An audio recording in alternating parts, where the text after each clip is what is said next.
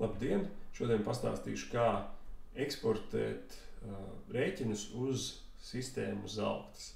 To var darīt gan no mobilās aplikācijas, gan no mākoņu vides, no darba virsmas dokumenti. Protams, pirmais solis ir pievienot dokumentus, kurus tālāk mēs tad eksportēsim.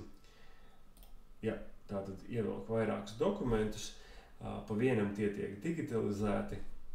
Un, kad visi dokumenti tiks digitalizēti, tad tos būs iespējams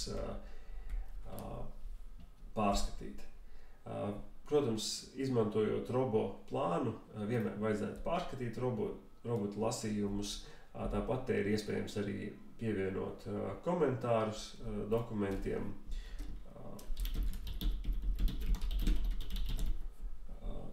Komentārus ir iespējams norādīt ar atmaksu un izdevumu veidu. Taču Zalkša kontekstā tas nav būtiski, jo šī informācija tālāk uz Zalkti neaiziet. Un, protams, ir iespējams pamainīt dokumenta tipu. Rēķiniem ievads lauku ir vairāk, bet arī šiem laukiem šobrīd nav nozīme. Pārēj uz nākamo dokumentu pārbaudu, vai datu lasījumi ir pareizi. Ja tie ir, var pierakstīt komentāru un tāpat pārbaudīt nākamos dokumentus. Šeit viss šķiet pareizi. Arī šeit. Un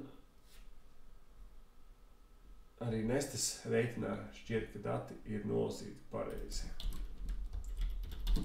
Pierakstīšu te komentāru. Un, kad visi dokumenti pārbaudīti, aizveru logu un spiežu iesniegt. Dokumenti tiek pievienoti un dokumentu status ir digitalizēts. Skatīsimies, kas notiks ar dokumentu status pēc dokumentu eksporta. Atzīmēšu dokumentus, kurus vēlos eksportēt uz Zalkti. Atzīmēju dokumentus, spiežu lejuplādēt un izvēlos Zalktis eksports. Man tiks piedāvāts saglabāt XML formāta failu.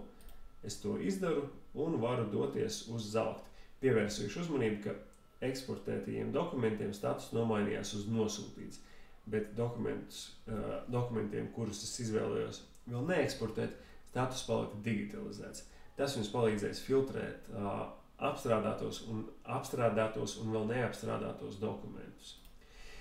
Savukārt Zalktī dodos uz pamatdati, administratora rīki, dažādu datu imports un eksports un izvēlos datu rēķinu imports no Costpocket. Šeit pārbaudu, vai man ir savadīti kontu uzstādījumi. Ja viss ir izdarīts, ļoti labi. Varu pāriet pie datu importa, spiežu spogas XML datnes izvēlu datu importēšanai, izvēlos tikko lejupielādēto failu un tiek ielasīti visi 3 rēķini. Spiežu saglabāt, apstiprinu, veram šo logu ciet un varam apskatīt dokumentus žurnāls virsgrāmatu rēķinu sarakstā, izvēloties attiecīgo laika periodu. Lūk, dokumenti ir arī šeit.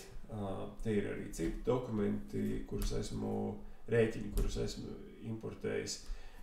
Lūk tā, būtībā tas ir viss par rēķinu importu uz Zalkti.